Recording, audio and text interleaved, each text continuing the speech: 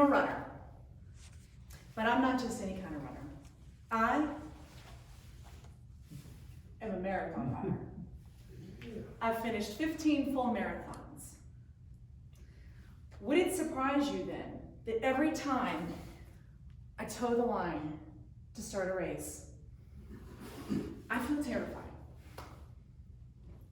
What if I disappoint myself? What if it's hard or it hurts?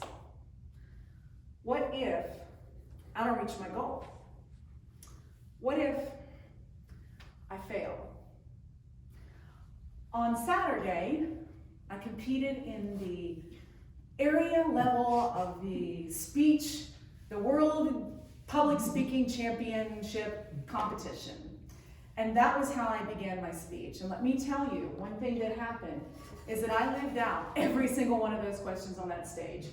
What if I disappoint myself? Check. What if it's hard? Check. What if I don't reach my goal? Check.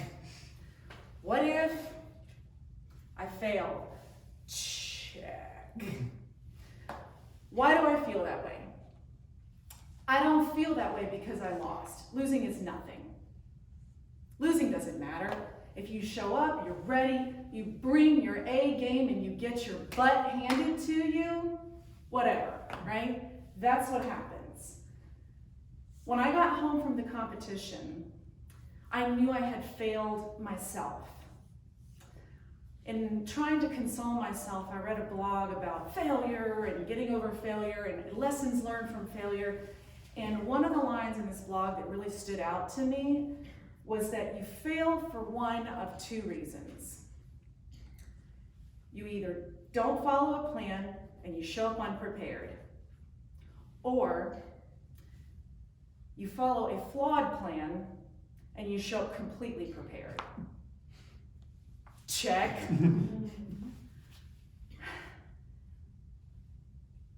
I made some crucial mistakes and things that I should have known.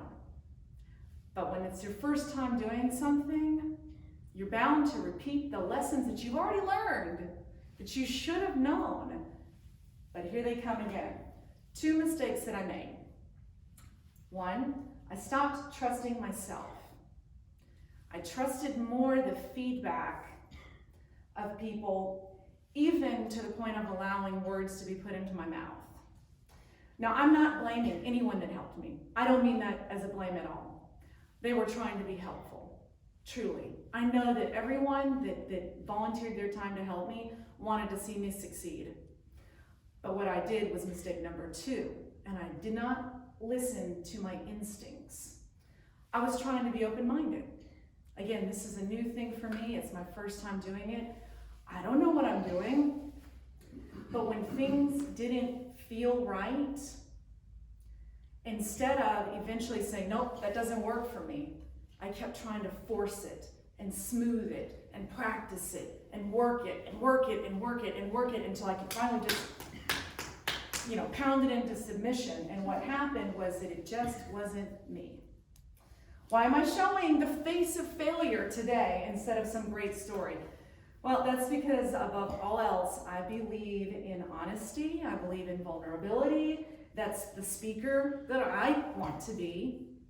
I want you to see what's inside and see where it resonates in your life and know that, I'm not the only person that feels that. There's somebody else that gets what I'm going through.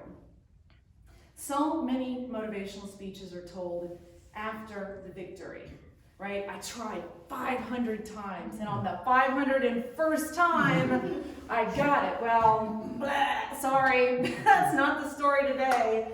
I have no success story for you.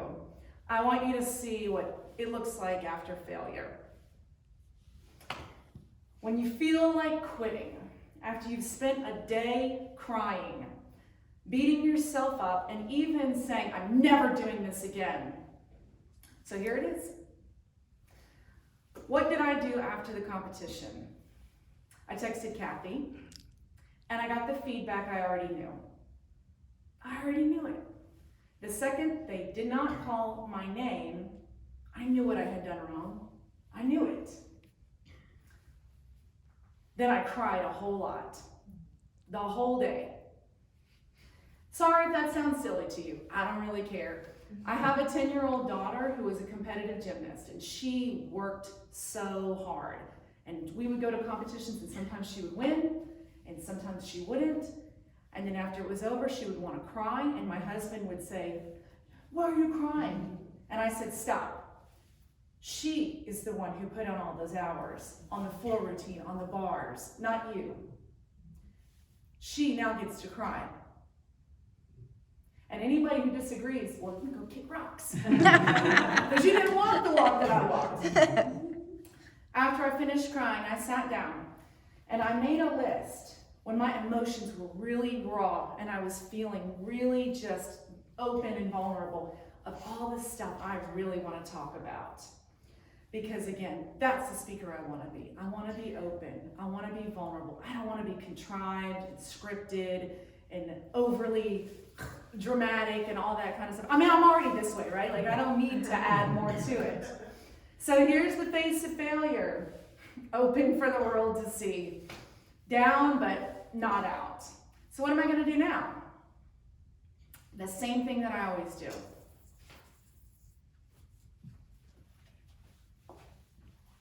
I got to put on my shoes. Hopefully I'll be wearing socks next time. And I'm getting back out there because that's what I do. Thank you.